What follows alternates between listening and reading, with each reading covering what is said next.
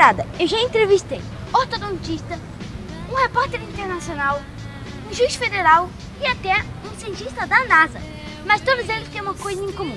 Eles já passaram na mão de um profissional que, na minha opinião, é o mais importante. Eles já passaram na mão de um professor ou de uma professora. Nesse último episódio da temporada, entrevista com uma professora.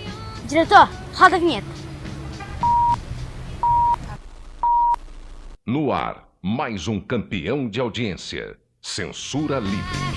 If you wanted the sky, I will ride across the sky in letters that would soar 1,000 feet high to serve with love. Cláudia, muito obrigada por ter aceito o convite. Eu acho que todo mundo vai gostar dessa entrevista. E você sabe por que eu escolhi você para ser entrevistada? Não, João, por quê? Porque todos os entrevistados que eu já entrevistei, desde o meu primeiro vídeo, já passaram por uma professora ou um professor. Olha, eu me sinto muito homenageada porque ser professora para mim foi uma decisão que eu tomei com 9 anos. Então eu fico muito feliz, hoje eu com 58 anos, continuar dando aula e ser reconhecida por pessoas como você. Muito obrigada. Cláudia, é muito difícil ser professor no Brasil?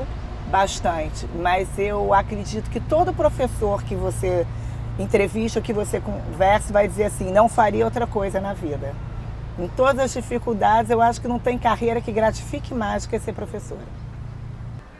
Eu já ouvi uma frase que é: o imperador do Japão só se curva a uma pessoa, ao professor dele. Essa frase poderia acontecer no dia a dia? Gostaria muito que acontecesse, né? Ou então nem que a pessoa se curvasse diante de um professor, mas que as pessoas lembrassem da importância do professor na formação de cada um. Porque eu não seria o que eu sou sem meus professores e nem você, nem ninguém. O nosso primeiro ensinamento que a gente recebe é de quem? De um professor. Tirando a família, na vida escolar é do professor. É a pessoa, eu acho, mais importante na formação acadêmica e que ajuda também na formação individual de um aluno. Então eu acho que seria maravilhoso que as pessoas tivessem um respeito pelo professor, como o imperador no Japão tem respeito por ele. Qual a formação que tem que ter para ser um professor? Porque tem um monte de professor de matemática, de história, de português. Nós temos uma diferença em termos de formação do professor. Até algum tempo atrás, o professor, que era chamado professor primário, ele tinha uma formação só do ensino médio, até o ensino médio. E por incrível que pareça, era uma formação maravilhosa. Eu acredito que muitos professores tinham uma formação melhor até do que os professores de hoje, que têm nível universitário. Mas atualmente o professor tem que ter nível universitário, pedagogia, ou então alguma disciplina específica. Até o 5º ano, o professor que dá aula até o 5º ano, esse professor precisa ter uma formação em universidade de pedagogia. A partir daí, é exigido que o professor tenha uma formação de matéria. Estudar matemática, para ensinar matemática, física, química, biologia. Mas até o 5º ano, para ensinar até o 5º ano, o professor pode ter uma faculdade de pedagogia. O salário dos professores falam que é pago muito mal, mas eu não entendo isso porque o professor trabalha em um monte de escola. Tem professor que trabalha em 5 escolas. E eles deviam ser a profissão mais paga, porque eles que ensinam as pessoas a ter as profissões que elas têm. É verdade, o professor no nosso país ganha muito pouco. Para ele se sustentar, ele tem que trabalhar em várias escolas, o que não é bom. Porque você precisa não só de tempo para trabalhar dentro da escola, né, dando aula, como você precisa de trabalho para quê? Para estudar. Você precisa de tempo para estudar. Você faz atividades em casa, você tem que ler. Então, o professor que precisa trabalhar em 2, 3, 4 escolas para sobreviver, ele não tem tempo de se aperfeiçoar. E isso, de uma forma ou de outra, vai atrapalhar no desempenho dele, né? E na saúde dele, não só no desempenho de trabalho, como na saúde. Então, muita gente diz assim, os professores não leem.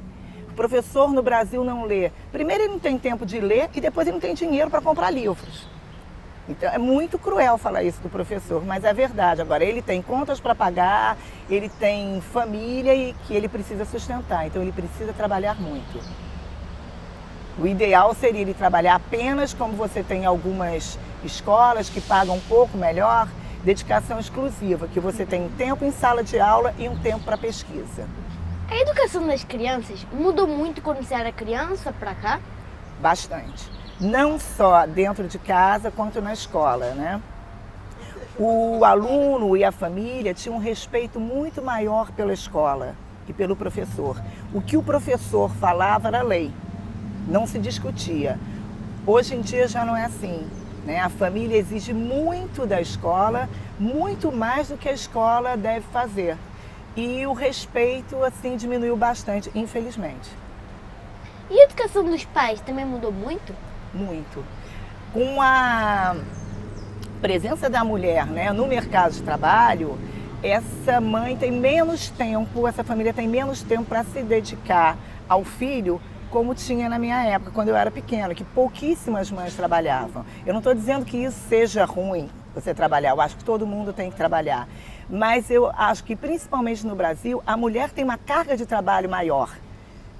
E isso prejudica muito a educação. Ela não tem tempo de estar em casa quando a criança come, para ensinar bons hábitos à mesa. Ela não tem tempo de dar uma assistência nas tarefas de casa. Quando eu digo ela, a mãe e o pai também. Então, eles delegam muito a educação da criança à escola, exigindo da escola um papel que não é dela.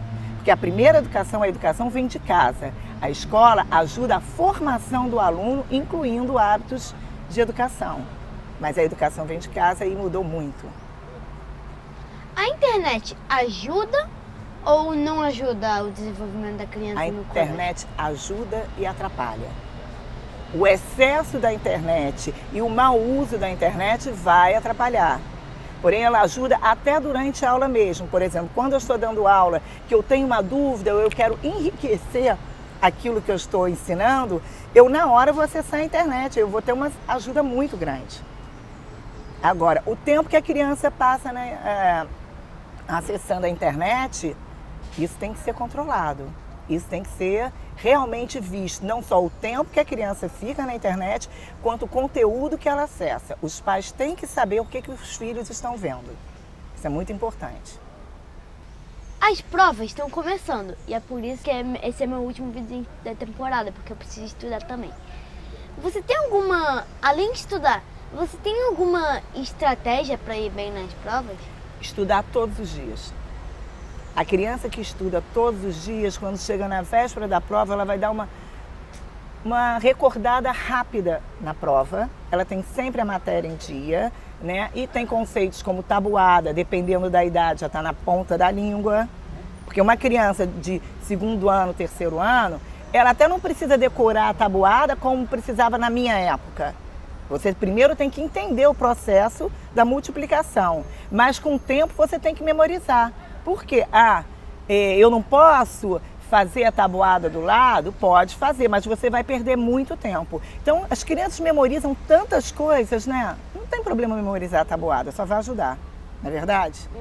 Então é isso, estudar um pouquinho, ter o conteúdo todo na cabeça. E uma coisa muito importante que eu acho que as crianças hoje não estão fazendo, tirando as dúvidas em sala de aula. É uma vergonha, todo mundo diz, eu tenho vergonha. Ou então está conversando na sala de aula enquanto o professor está explicando e não pergunta. Então o professor na escola, ele explica, ele não só ensina, como ele vai explicar e vai tirar dúvidas. E as crianças estão levando as dúvidas para casa, tá? Você se lembra do nome da sua primeira professora? Lembro sim, Maria Inês era professora no Sacré-Cœur de Marie, que hoje é chamado Sagrado Coração de Maria, e eu era alucinada por ela. Eu chorava muito para entrar na sala, eu ia chorando, minha irmã ia me levando, a minha mãe, eu ia chorando, que eu não queria ficar na escola. Quando eu olhava para a professora, eu secava as lágrimas e dava um maior sorriso. Eu tenho, assim, excelentes lembranças dos meus professores. Cláudia, muito obrigada pela entrevista, eu adorei fazer essa entrevista. João, muito obrigada. Eu conheço você desde pequeno, pude participar da sua formação e fico muito orgulhosa de estar aqui com você hoje. Galera, se você gostou do vídeo, curta e compartilhe, se inscreva. E se você também gostou dessa temporada, todos os vídeos estão no meu canal. E até o próximo vídeo, ou melhor, até a próxima temporada. Tchau, boas provas! Obrigado. Trabalho para quê? Para estudar. Você precisa de tempo para estudar. você faz atividades em casa, você tem que ler. Então, o professor que precisa trabalhar em 2, 3, 4 escolas para sobreviver, ele não tem tempo.